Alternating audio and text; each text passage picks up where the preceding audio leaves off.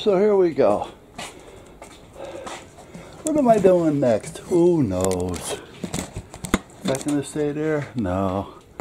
No. No. Yeah. Maybe. Who knows? Who knows?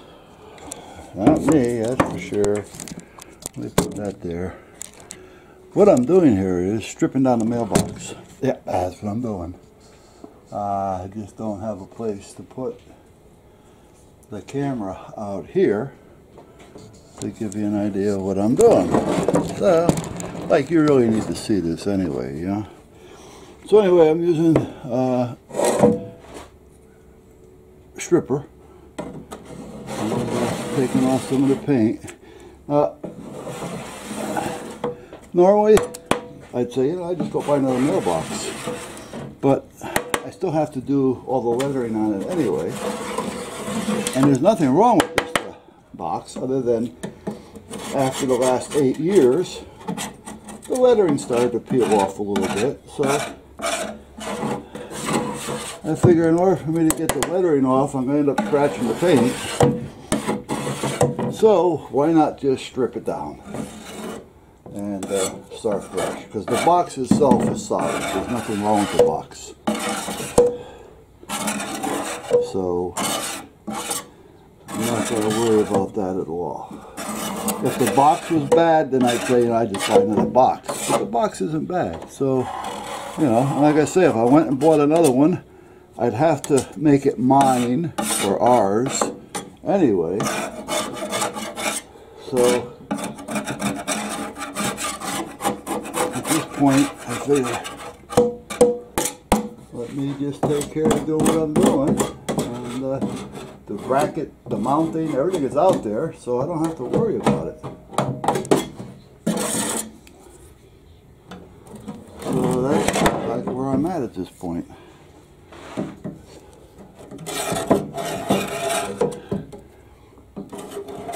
Put some stripper on it. Then I'll use some goof off.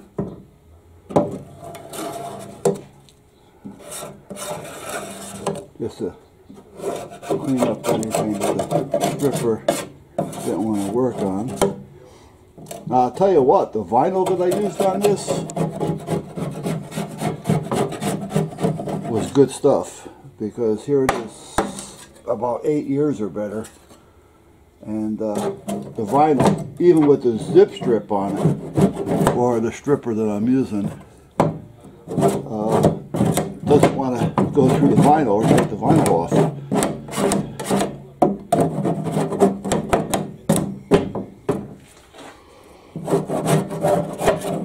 That's the difference between a good vinyl and a not so good vinyl. Now the vinyl that I have now is good vinyl. Well, some of it is. However, it's old. So it's not going to hold up as long as this did. But by that time, it'll be time to change the mailbox. Maybe. I don't know. I mean, the way this mailbox looks, I'll show you in a minute. Well, you can see it right there. I mean, it's solid. There's not any rust on it. Most of the time, galvanized doesn't go through rust anyway.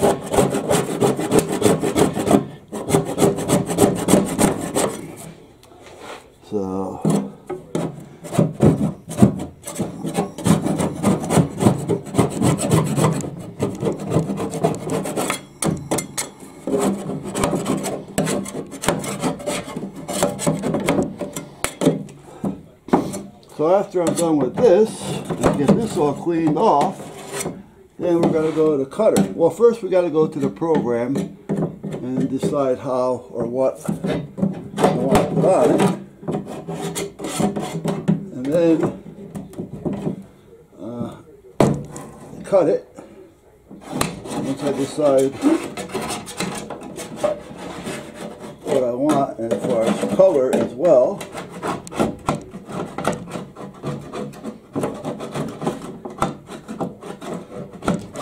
my street is relatively dark at night.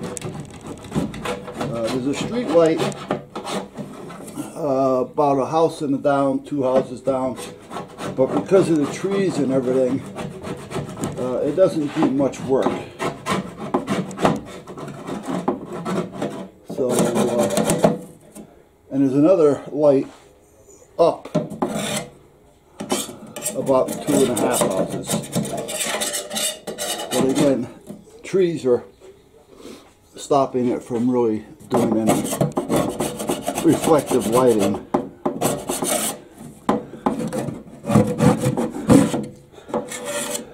So I like to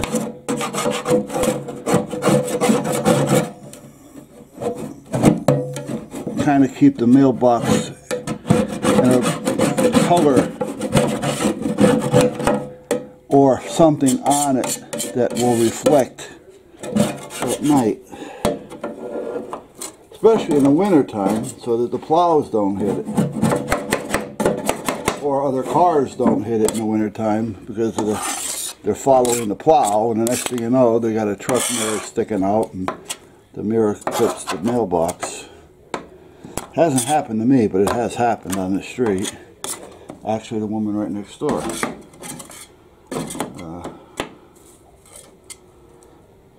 Some guy was backing up and backed into it. So, alright, now I gotta find a home for this trash. I gotta find out, because I can't just put it in a plastic bag. It'll eat through it. But I can, however,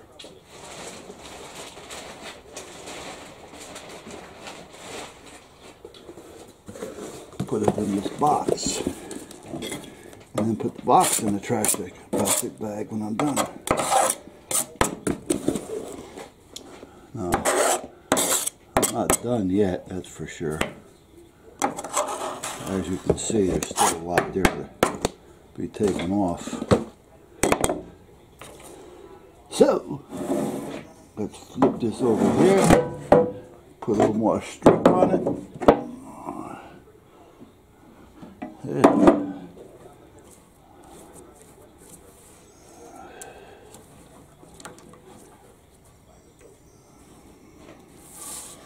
This is an old brush I keep around for like just dusting things off. More of a duster than it is a brush. So, you know, I don't care. I'll just rinse it off, and whatever's left is left. If I have to destroy it, I can throw it away. Then I'll throw it away. But basically, I don't care too much about the brush. So,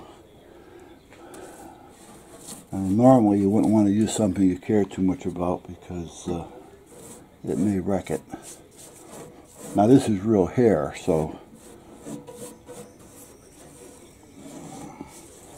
it's not like a nylon brush, so it'll definitely put up to this a lot better than nylon would.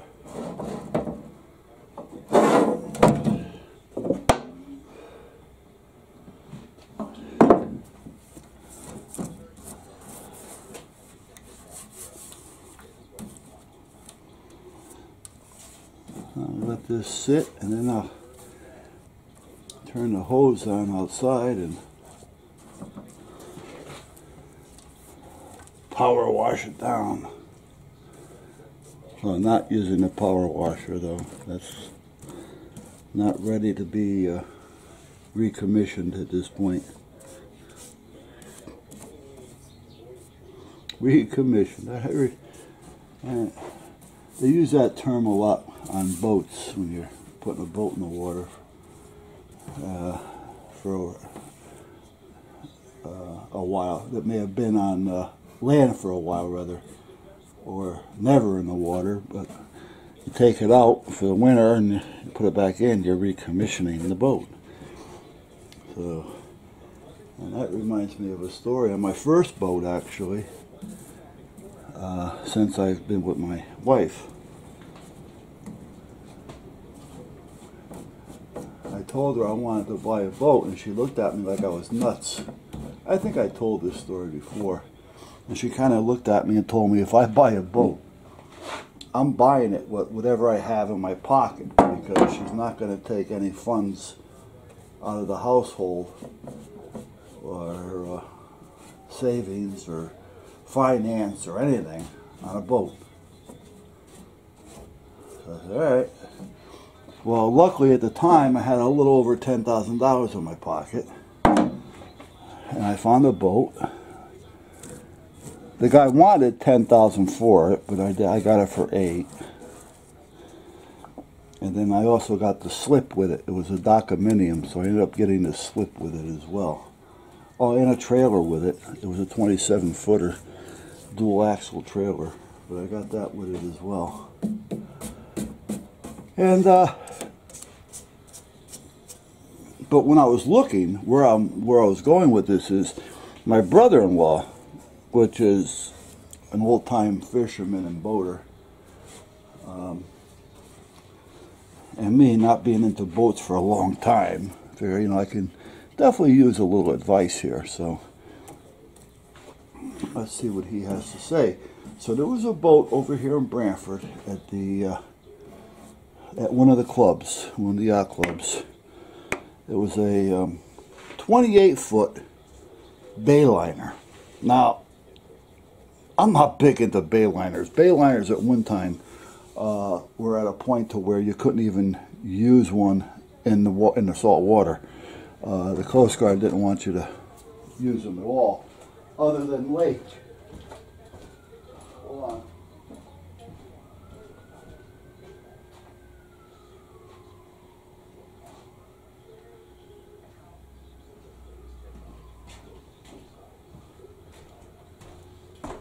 Alright, I heard a siren, so I wanted to get my phone. Other than lake, and even then, don't even think about the Great Lakes because they were treacherous to any size boat. But Bayliners had a habit of falling apart. However, for the size of the boat and for what it had in it and the layout, he was asking $4,500 for it, and it wasn't packed for that kind of money. However, it was still a Bayliner. So I was told, you know, you start asking around in the river, and people can start telling you about just about any boat that's in the river. And I'm asking around, the guy says, "Oh yeah, I know the boat. That boat actually got hit and had a big hole in the side, and then they repaired it." He said it never sunk, but it came close to it. But the guy that repaired it did a good job. You can never tell, you know. And okay, just because the boat was hit, that's not a big deal, to be honest with you, as long as it was repaired properly. He says, but he's been having problems with it, you know, electronically, like the gas gauge doesn't always work, and you know, the battery goes dead every now and then, and you know. So I said, huh? But at that point, I said to my brother-in-law, well, let's go talk to him. And his story was, and it wasn't a story, but he had cancer and he was dying. And he wanted to get rid of everything, you know, so he didn't have to leave it up to his wife to get rid of all this stuff, you know. And I can understand that, but you know, at the same token, I'm not going to buy a boat on a sympathy thing. So I said, well, first of all, I says, looking at the boat, it looks fine. I said, but I'm not a big Bayline fan. I says, you know, Bayliner. I said, but, you know, naturally, you know, I want to see how it's going to run. So, and it's been in the water. So it's not like he's, you know, putting it in the water. He has a slip at the club that he's in. And if his boat isn't in the water, he loses the slip. So it's in the water. And we're talking back and forth. He says, all right. So he says, I'll have my son take you out. It's all right. He says, I don't know how much gas is in it. He said, so you can't go far. I said, well, I'm not looking to go far. I said, but I do want to get out past the cow and the calf and get the temperature up and see how it handles. All right, all right. So suddenly we start leaving the river. And he's telling me how he just, you know, recommissioned it and all this kind of stuff. So now the bullshit's coming in, you know, because, you know, to recommission a boat, it takes a few bucks, and you know, in a little bit of time, you know, because you got to go through your plugs, your pumps, your points, you know, your wires, your oils, all the you know, the fluids, you know, so you know, out drives and stuff like that, you know, so but at this point that's all been done, you know, so don't tell me that you recommissioned it just for me to take it out. I mean, because that's crazy. So anyway, we're on our way out, and we no sooner clear Bradford Point and the sun wants to turn around. Well, we didn't even get out of the river yet. Now, I'm not asking to go a long ways. The Cow and the Calf is about 2 miles out, so it's not like, you know, I'm looking to take a cruise. But I want to make sure the boat is warmed up. I want to get it up on plane, you know, because these are going to tell me a little bit about the boat. You know, if it's not coming up on plane, well, that can mean, you know, a number of things. It could be the head gaskets are bad, you know, valves, you know, I mean, because, you know, or the trim tabs aren't working. There's a lot of things it could be. Something from cheap, minor, to expensive. And I also want to make sure that it's running warm, like it should. I want to have it up to temperature. Well, he says, well, it's getting a little rough out there. Yeah, okay. All right. I don't know what he considers rough, but, you know, it's getting rough out there. And he starts coming up with all these excuses. And I mean, you know what? I'm not a big Bayliner fan to start with. So the more excuses you're coming up with as to why you don't want to go out and you don't want to run it, are just making it easier for me to say no. So, how much gas you got in this thing? You know, I don't know. He says the gauge doesn't seem to be working. He says it's finicky every now and then. He says, I think it's just a loose wire. And well, I was told that the gauge didn't work and he had a wiring problem. That's one reason why I asked. So meanwhile, we get it back, and we're sitting there, and it's just starting to get dark at this point, and the guy, the owner, is sitting there, and the son and docks the boat. We get off, and he's sitting at a picnic table up on the dock. And he starts talking. He says, well, what do you think? When do you want to pick it up? I got all the paperwork right here. I go, to be honest with you, I says, I wasn't impressed with the sea trial. I says, you know, I didn't have a, oh shit, what do you call them now? I used to do it, now I can't remember. It's like an inspection. I said, I wasn't impressed with the sea trial. Your son wouldn't take it out past Bradford Point. I says, and Bradford Point's still in the river. You can't even bring it up on plane in the point. It's a no-wake zone. That's why I wanted to at least get through the mermaids and get up to the Cow and the Calf. So it's not like I'm looking to take a day trip. It's only a couple miles out. Well, you know, you see how it runs. No, I didn't. I said, I couldn't tell how it came up on plane. He goes, well, you're making me recommission this thing and do all this to take it out. You're not even interested in buying it? I said, I was interested in buying it, even though I don't like Bayliner. All right, I was interested in buying it because the price was right. But if I can't see how it's going to run and if it's going to come up on plane or not, I'm really not interested. You know, I'll drop the price. I said, well, let me think about it. And I walked away and never went back. So, but I don't know how I got onto the recommissioning, but for some reason I was thinking of recommissioning and that came up. So I guess I'd have to listen to the beginning of the video as to why I came up with it. Boy, how the memory starts to fail you, huh? Well, I get sidetracked. You know, one thing can lead me on to another thing, which is nothing to do with what I started to talk about to start with.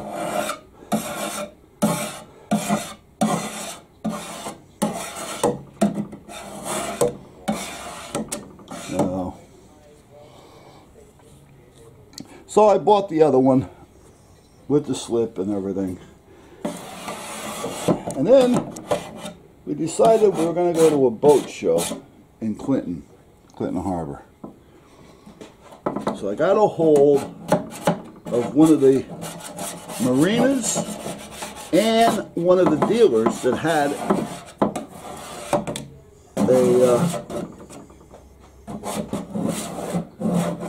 a boat store, if that's what you want to call it, there. So he said, well, listen, if you want to put your boat up for sale, he says, you're thinking about getting something bigger. I said, well, listen, I don't want to pull your chain. I'm not sure. I mean, if something pops up and I like it, you know, I says, I'm really not looking, but if something does come up and I like it, and, you know, mine has a good opportunity of selling, I said, naturally, I says, I'm always looking, you know. It's hard to say you're not when you're in boating. So he gives us a free slip for the weekend, which was great. So now, at the time, I was working for Johnny at this shop. I was the manager of the shop, of the store, and his repair person, his radios. And he was he was a pain in the ass at times. Your hours are 9 to 5, and if you don't tell me ahead of time, I can't let you go, and that's all there is to it. And, well, I wasn't sure I was going to go, so, you know, and it's not like this is a store that you have to have 100 people there. I mean, this is not that kind of an operation, you know. Just that sometimes he's just a pain in the ass. He could have done everything that I was doing except for repairs. And it was a Friday night. I wasn't going to be there Saturday or Sunday to start with. So to put off the repairs until Monday was not a big deal. So, but yeah, no, you gotta stay, you gotta stay. Well, by the time I got out of there, by the time we got down to the boat, it started getting dark. And this was the 27-footer now we're talking about, which isn't a bad size. It was a true 27. It wasn't one of these new ones. You know, it wasn't a boat.